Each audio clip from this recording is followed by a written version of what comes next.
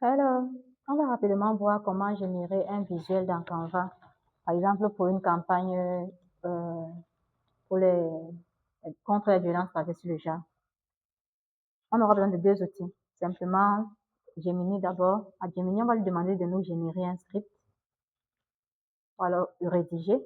Rédige un script. Ok, un script pour un visuel de sensibilisation contre les VDG dans un contexte africain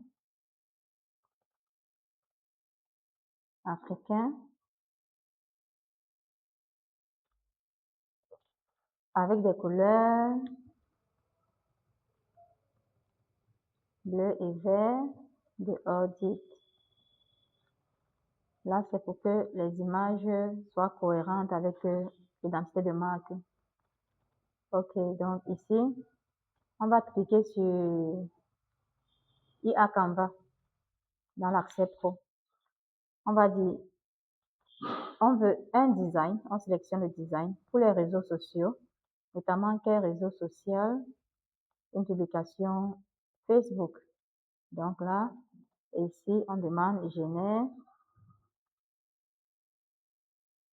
dans un style naturel, sans dessin animé. C'est pour éviter que ça nous mette les tintins qu'on voit souvent sur les images. Donc, sans dessin animé. Et on lance. Bon, c'est pas ceci. Ah, on n'avait pas encore lancé ici. Donc maintenant, on va copier le script que Gemini va générer. On va le copier et on va aller le coller. On va aller le coller là-bas. Ici, il a fait une vidéo, donc il n'a pas compris ce qu'on lui a dit. On va arrêter pour modifier. Pour le visuel, on va mettre entre parenthèses image. Pour qu'ils comprennent que c'est une image qu'on veut, non une vidéo.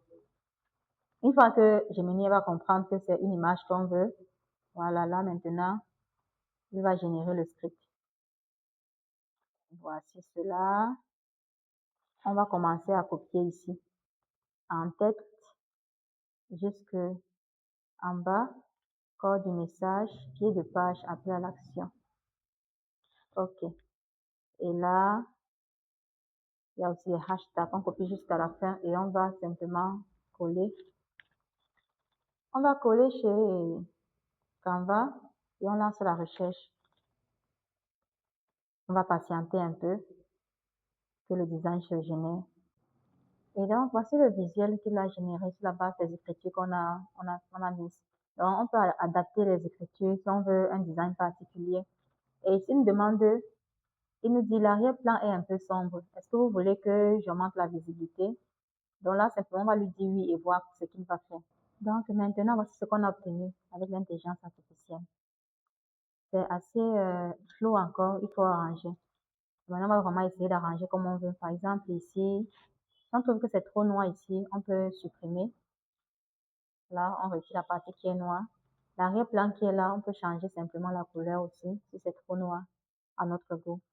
On peut, par exemple, mettre une couleur un peu plus brillante, un peu plus joviale.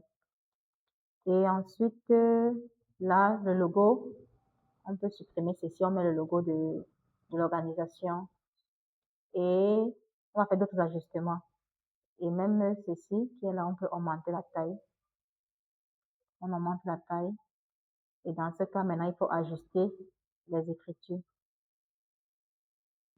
Pour le logo, je vais simplement dans les éléments importés pour prendre le logo qui a été importé depuis l'ordinateur. Donc, de manière générale, voici ce qu'on peut obtenir. Il s'agit juste d'ajuster vraiment au goût. Donc, lorsque l'IA fait un visuel, c'est à nous d'ajuster, que ce soit la taille de police, les couleurs. Si on trouve que l'image ne nous convient pas, on peut également l'ajuster, etc. Donc, il y a tellement de choses qu'on peut ajuster. Et on obtient quelque chose comme ça qu'on peut télécharger, on peut partager en téléchargeant ici. Et ça s'enregistre dans la machine et on peut partager sur les réseaux sociaux. Donc, c'était tout pour aujourd'hui. On se dit à très vite pour une prochaine vidéo.